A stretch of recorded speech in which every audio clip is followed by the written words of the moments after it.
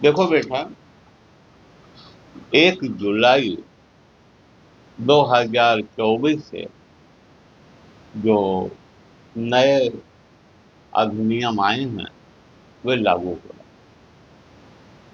हैं। इसी में कई लोगों के प्रश्न थे कि सर कुछ एविडेंस एक्ट पे बात की जाए और उस पर भी लीडिंग क्वेश्चन से संबंधित जो लॉ नए अधिनियम में आए हैं इनसे बात की। आप जानते हैं कि लीडिंग क्वेश्चन का जहां तक प्रश्न है, इंडियन एविडेंस एक्ट 1872 के सेक्शन नंबर 141 से लेकर 143 तक उनको दिया गया, जबकि नए अधिनियम जो है भारतीय साक्ष्य अधिनियम 2023, इस अधिनियम में इनको स्थान दिया गया है सेक्शन नंबर 146 में। और एक बात और है कि सेक्शन 46 में खाली 141 पुराना वाला नहीं है, बल्कि 141, 142, 143 ये तीनों सेक्शन एक ही सेक्शन में ले आए गए। वे 146। सेक्शन नंबर 146 भारतीय साक्ष्य अधिनियम में 4 उपखंड है। पहले उपखंड में पुराना 141 है, दूसरे उपखंड में पुराना 142 है, तीसरे उपखंड में पुराना 142 का खंड 2 है और चौथे उपखंड में पुराना 143। यदि अब आपको अपना सारा कंसंट्रेशन नए अधिनियम पे करना है, तो नए अधिनियम के लिए सेक्शन नंबर 146 अगर आप तैयार कर लेंगे तो 141, 142, 143 में जितने कानून दिया गया था वो सब तैयार हो जाएंगे। सबसे पहले आइए सेक्शन नंबर 141। ये क्या? ये था रीडिंग क्वेश्चन। रीडिंग क्वेश्चन में 2 बिंदु हैं। क्या है सर मीनिंग? जोर से बोलो, क्या है मुख्य 2 बिंदु?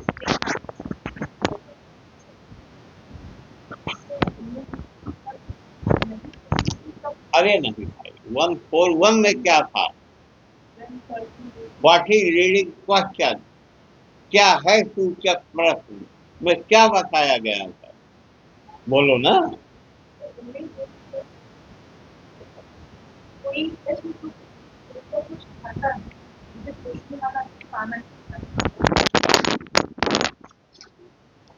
यानी 141 में ये बात कही गई है कि वो क्वेश्चन ऐसा है जिसको पूछने वाला सजेक्ट कर रहा है और उसको मालूम है क्या जवाब आएगा। वही रीडिंग। जैसे अगर कोई आपसे पूछे कि 9 बजे से 11 बजे तक सवेरे आप क्या करते हैं, तो उसको मालूम है, उसको आधा सर पे पढ़ते हैं, जवाब भी यही है। तो ये है लीडिंग क्वेश्चन। लीडिंग क्वेश्चन में डायरेक्ट क्वेश्चन किए जाते। आप 11 जून 2024 को 10 बजे कहाँ थे? ये है लीडिंग क्वेश्चन। आप या 11 जून 2024 को कौन सा दिन था, वो जान रहा है कि मंगलवार था। ये है लीडिंग क्वेश्चन। आपका घर कहाँ है, ये है लीडिंग क्वेश्चन। रोज उस दिन जिस दिन की घटना है, आप विद्यालय से कई बजे निकले थे, उसको मालूम है छुट्टी 1:30 बजे होती है, तो 1:30 ये रीडिंग क्वेश्चन। आप जानते हैं कि विटनेसेस के जब एग्जामिनेशन होते हैं, वे 3 तरह के होते हैं। Examination in chief, cross examination और re examination. Examination in chief, cross examination and re examination. Cross examination in chief वो पार्टी अपने गवाह का कराती है जो पार्टी उस गवाह को अपने से लाके पेश करे। यानी अगर कोई गवाह अभियोजन के साक्ष्य को साबित करने के लिए आया है, तो जो पब्लिक प्रोसिक्यूटर होंगे वह उसका एग्जामिनेशन इन चीफ कराएंगे। जो भी केस हो, जैसे मान लीजिए 3/25 आर्म्स एक्ट का मामला है, मुलजिम गोलूलाल के पास से एक अदद देसी तमंचा और 2 जिंदा कारतूस बरामद हुए। उसमें जो गवाह हैं वो रुक्मणी देवी हैं और मेमना कुमार था। अब इनको कौन लाएगा कोर्ट में? प्रोसिक्यूटर लाएगा। On behalf of the prosecution ये लाए जाएंगे। और सबसे पहले जब रुक्मणी जी को पेश किया जाएगा कोर्ट में, तो इनका होगा एग्जामिनेशन इन चीफ। और वो एग्जामिनेशन इन चीफ जो पब्लिक प्रोसिक्यूटर साहब हैं वो करें। इसके बाद जब इनका चीफ खत्म हो जाए,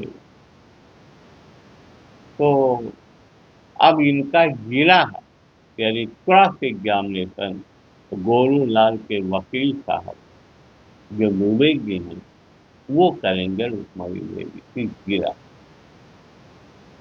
ये जो लीडिंग क्वेश्चन है, इसका संबंध अगर देखा जाए तो एग्जामिनेशन ऑफ विटनेसेस से है, और उसके अंदर अगर जाओ तो ड्यूरिंग क्रॉस एग्जामिनेशन।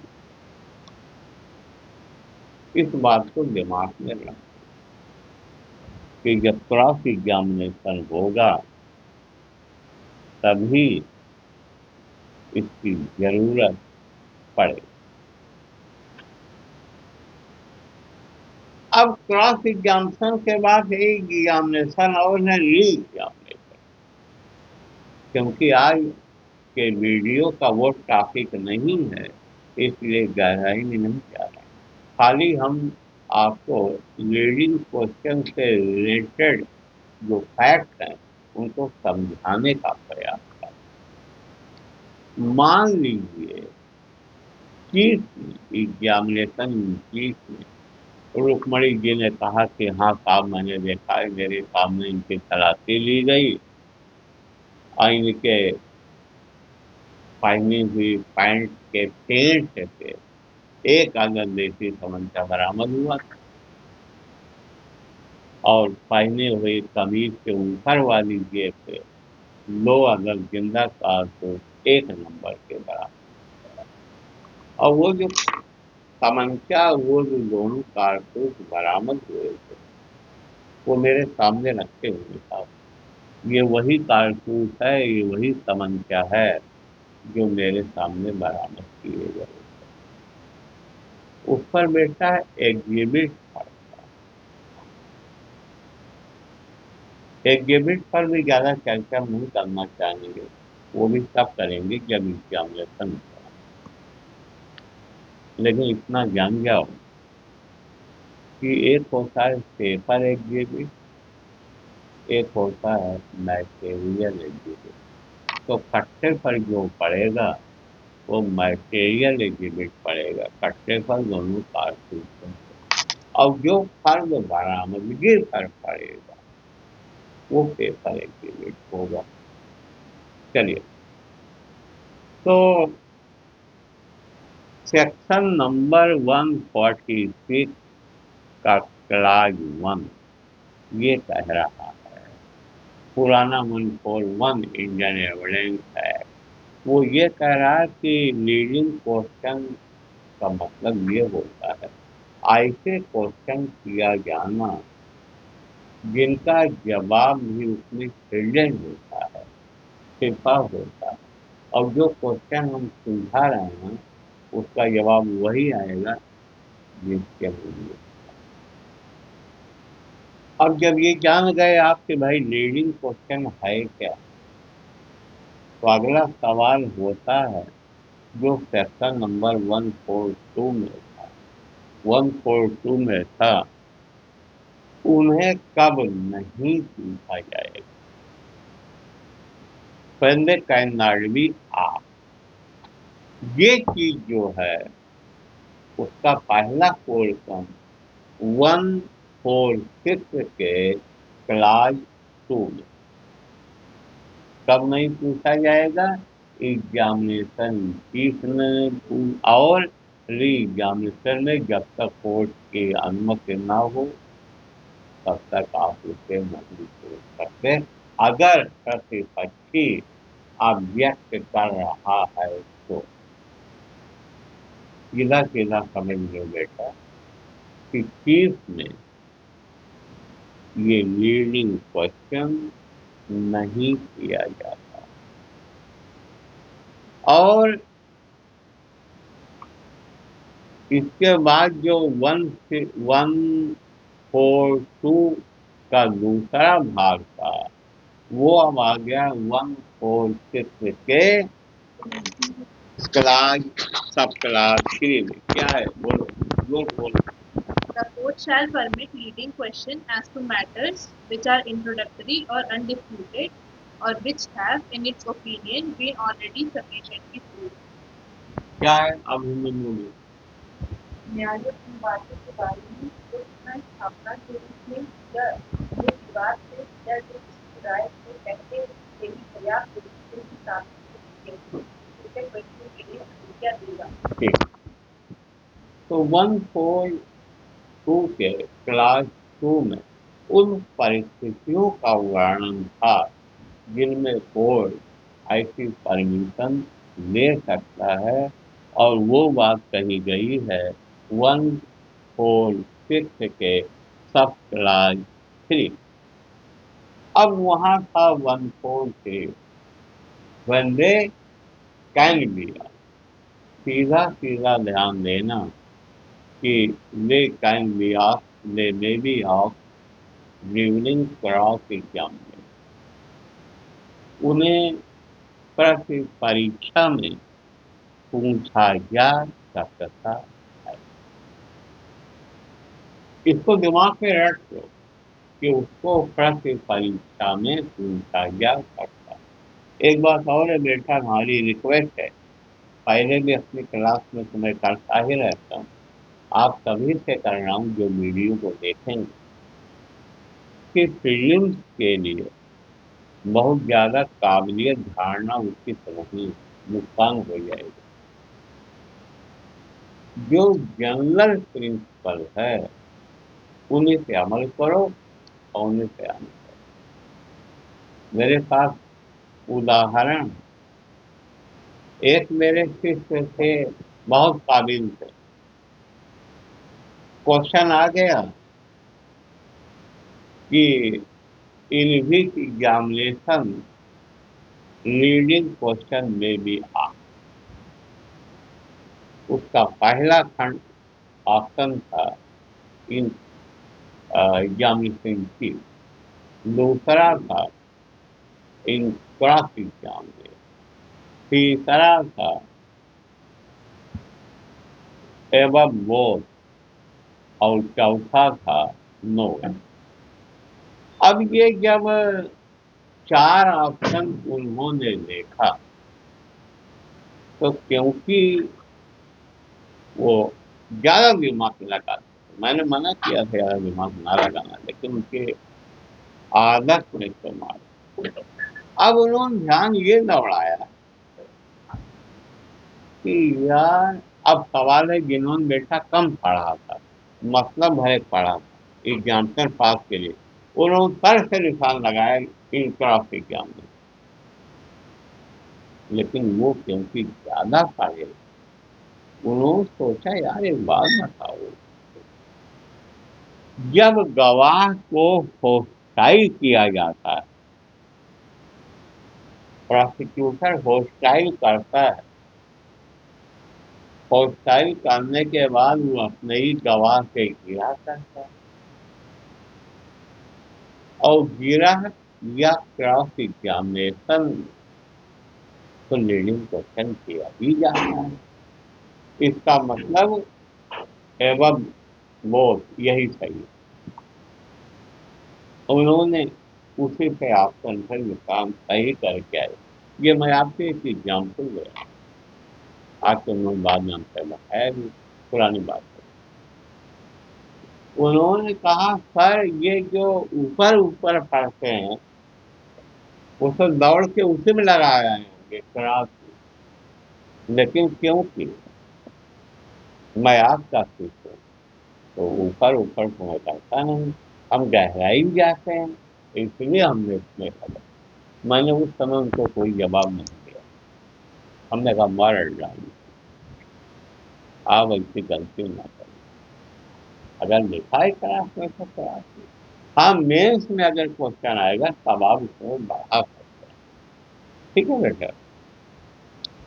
तो ये था 146 भारतीय साक्ष्य अधिनियम 2023 का सब क्लास 4 कि इन्हें क्रॉस एग्जामिनेशन में पूछा जा सकता है।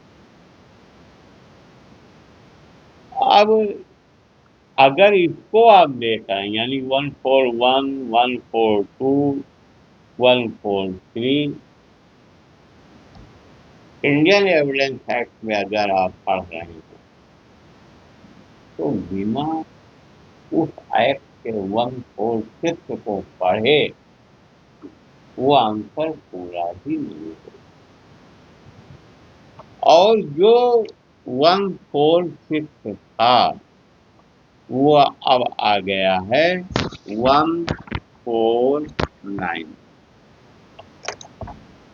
146 इंडियन एविडेंस एक्ट अब आ गया है 149 इंडियन ओ भारतीय साक्ष्य अधिनियम 2023 में है, यहाँ आ गया।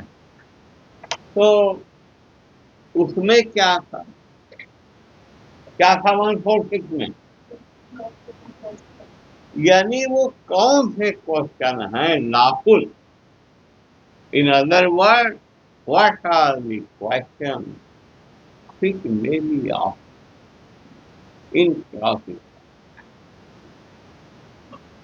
वो कौन से क्वेश्चन जिन्हें दौराने गिरा पूछा जा सकता।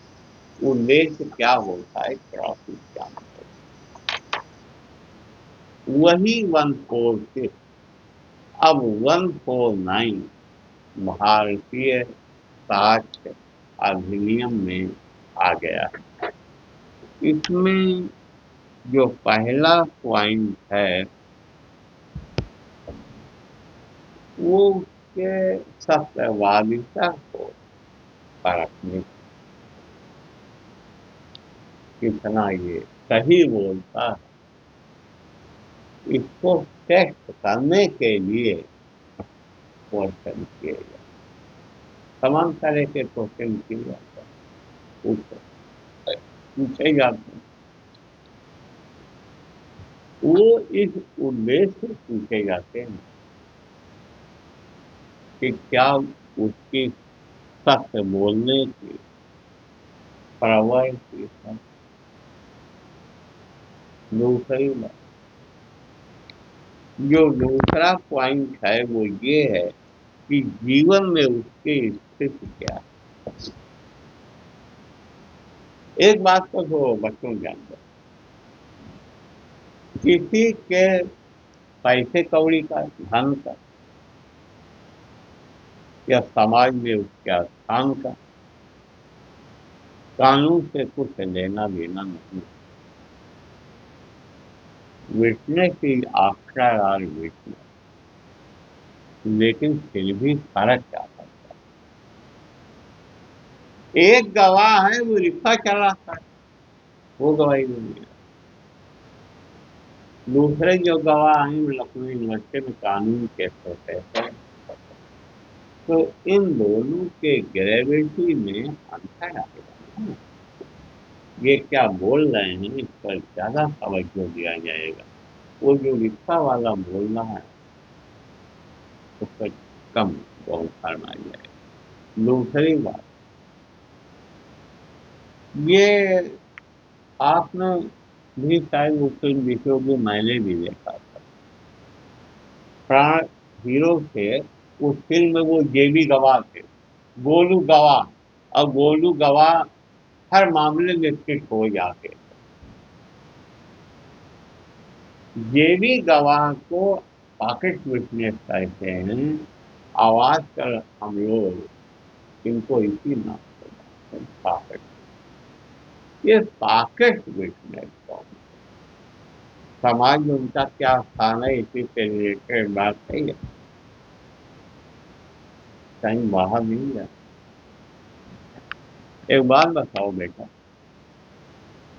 हर एक चीज प्रैक्टिकल बता दें सब आगे बढ़ो। हर थाने में 4-6 गवाह होते हैं जो पुलिस वालों के जेबी गवाह, पॉकेट विटनेस। कहीं वो अगर तमंचा पकड़ेंगे वही भी गवाह, वो कहीं शराब पकड़ेंगे वही भी गवाह, कहीं मारपीट होगी वही दो सशक्त लड़की गवाह वह हाजिर हो जाते हैं। हर जगह वह मिलते हैं। कहीं भी अगर माल की बरामद हुई किसी के पास है वह भी हाजिर है। इनको कहा जाता है जेबी का। और समाज में जब इनका स्थान की बात आती है तो उनसे जिला में अगर आप डिफेंस के काउंसिल हैं तो पूछ सकते हैं कि यार एक बात बताओ, नारद भगवान की तरह वीणा लेके आप हर जगह पहुंच जाते हैं जहां कोई पकड़ा जाता है। और उनसे आप ये भी क्वेश्चन कर सकते हैं कि अच्छा ये बताओ, थाना गाजीपुर के कितने मुकदमों में आप गवाह, या अब तक कितनी गवाहियां दे चुके। इससे क्या होगा, वो गवाह की जो विश्वसनीयता है वो कम होगी। अरे यार कभी एक मामले में आप चांस विटनेस के रूप में पहुंच गए, हर जगह चाहे रात में 9:30 पकड़ा जाए तब आप हाजिर हो, और कहीं सवेरे 5 बजे पकड़ा जा रहा तब वो आप हाजिर हो। इसका मतलब आपका ये केस था और झूठी गवाही देने का आप काम कर। ये क्या है, ऐसे सवालों से आप गवाह की विश्वसनीयता को खंडित कर। और क्या है, और उसके सील पर दोष लगाकर उसकी जो विश्वसनीयता को खंडित कर। अब सील पर दोष क्या है? देखिए ये बात तो अपनी जगह पे सही है कि हो सकता है कि कभी किसी मामले में बेचारा फंस गया हो, तो क्या मतलब है कि जिंदगी भर अब उसने जो घटना देखी है उसकी भी कमी नहीं है। लेकिन फील कर अब क्या है कि हमारे गवाह साहब जो अदालत में पेश हुए, आप एक चीज बेटा कचहरी जाते हैं देखते हैं कि जब आप किसी गवाह को कोई पेश होता है और कोर्ट साहब यानी प्रोसिक्यूटर साहब उसकी फीस लिखाते हैं, तो आप अपने मुवक्किल को जरूर बुला लेते, आप तुम रहना जरूर। क्यों? वो लोकल गवाह ये जानता है इनके बारे में कि क्या करता है, प्राइमरी मास्टर है या वहाँ पान की दुकान रखते हैं या टेम्पो चलाना है या नौकरी करना है, जो भी कर। एक चीज और, वो आपका जो क्लाइंट है यानी जो इस मामले में मुलजिम है, वो खुद ही कान में धीरे जाएगा, अरे बाबू जी ये आए हैं, अरे उसे 2 बार लड़की छेड़म पकड़ा जा रहा, बहुत मारा जा रहा है चौराहे। अब आपको एक पॉइंट मिल गया। भारतीय साक्ष्य अधिनियम की धारा 149, जो कि इंडियन एविडेंस एक्ट की धारा 146 है, उसमें आपको मौका है, उसमें आपको परमिशन है, आप उससे पूछ सकते हैं कि भैया वो गवाह साहब जरा एक बात बताओ, आप हमें एक बात बताओ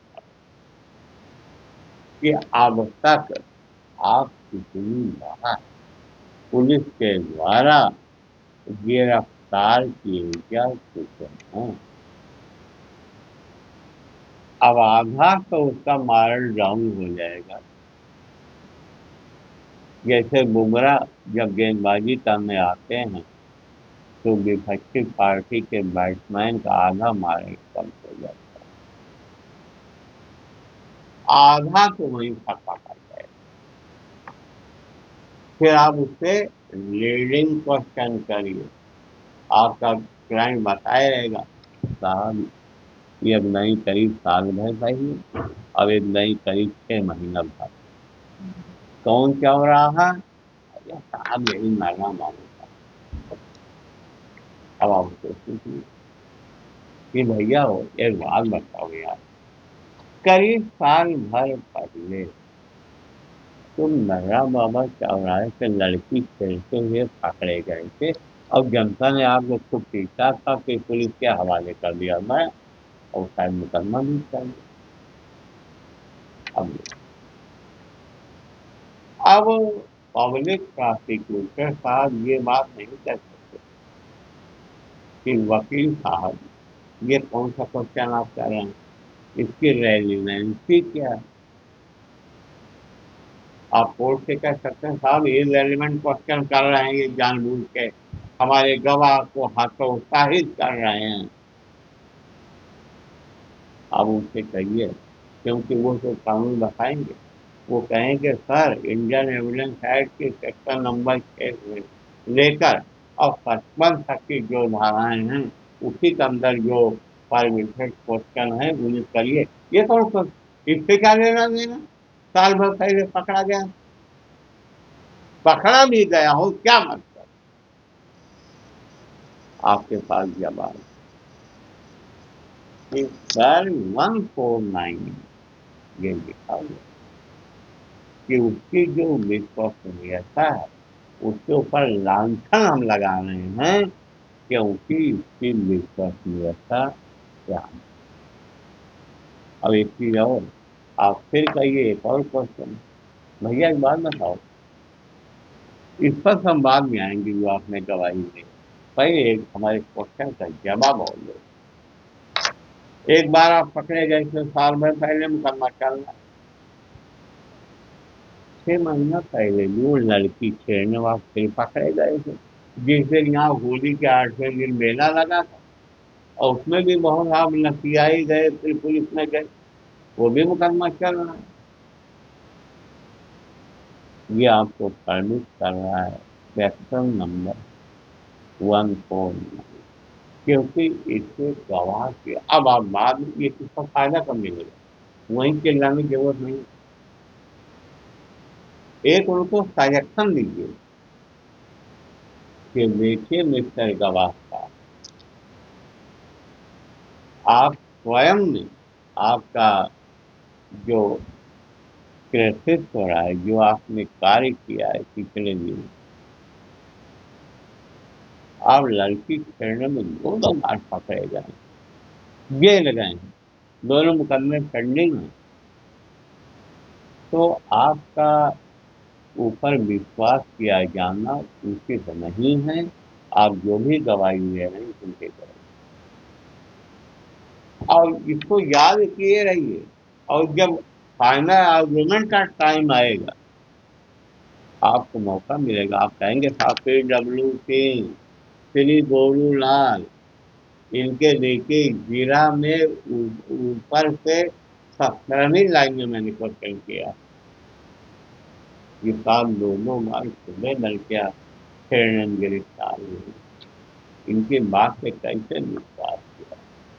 पॉइंट समझ में आया? अब कितनी देर में आ गया हो आगे। हाँ, एक चीज जो वहां भी खराबी होता है, यहाँ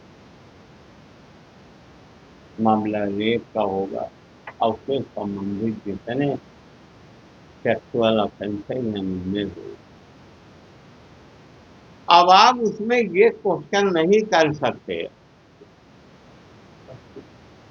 कि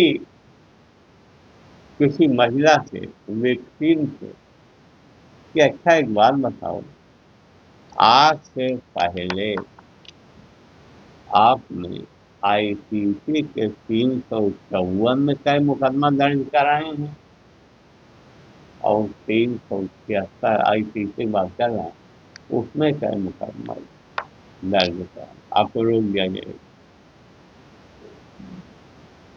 इसलिए रोक दिया जाएगा कि आप उसके पहले के सेक्सुअल एक्सपीरियंस या इस तरह के क्वेश्चन नहीं कर सकते, उससे रोक लगा दी जाएगी। आप कहना क्या चाह रहे हैं कि भाई आप अब तक 3 मुकदमे 354 का लिखाई चुके, 2 मुकदमा आपने 376 का लिखाई चुके, ये दूसरा। तो आप हमें एक बात का जवाब देना कि पूरे लखनऊ में गोमती नदी के बाद इधर यूनिवर्सिटी के और आगे आओ, एक आप ही मिली है जिसको दुनिया छेड़ती है और दुनिया रेप करती, वो आप है और कोई नहीं है। इसको रोकने के लिए ये पड़ा जुआ है। अब आप किसी को इस तरह से क्वेश्चन नहीं कर सकते। आपको याद होगा एक सुप्रीम कोर्ट का मुकदमा, जिसमें एक पुलिस का इंस्पेक्टर, महाराष्ट्र की बात है, वो एक वेश्या के घर रात में गए, दरवाजा खड़काया, निकली, उसने कहा हाँ साहब, उसने कहा कि आज मैं आपके यहाँ रहूँगा, उसने कहा नहीं मैं नहीं, मेरी तबीयत नहीं ठीक है। तो उन्होंने यही कहा कि दुनिया भर में तुम्हारा फर्नीचर हमारे लिए रूप है। आखिर उसने मुकदमा लिखा दिया, वो इंस्पेक्टर साहब कन्विक्ट हुए, सुप्रीम कोर्ट तक अपील गए, और वहाँ से उनको सजा मिली। और कोर्ट ने यही कहा कि भले वो वेश्या हो, लेकिन अगर आप जबरदस्ती करेंगे तो इक्वलेंट को रेप माना जाएगा। तो ये था बेटा आज का विषय, leading question, when they may not be asked, when they may be asked, और वो भी फिर during class examination fix question में भी आर लाफुल। इसको आप देखिएगा, प्रोविजन साथ में देखिएगा, और आपको काफी मदद मिलेगी। बहुत बहुत धन्यवाद।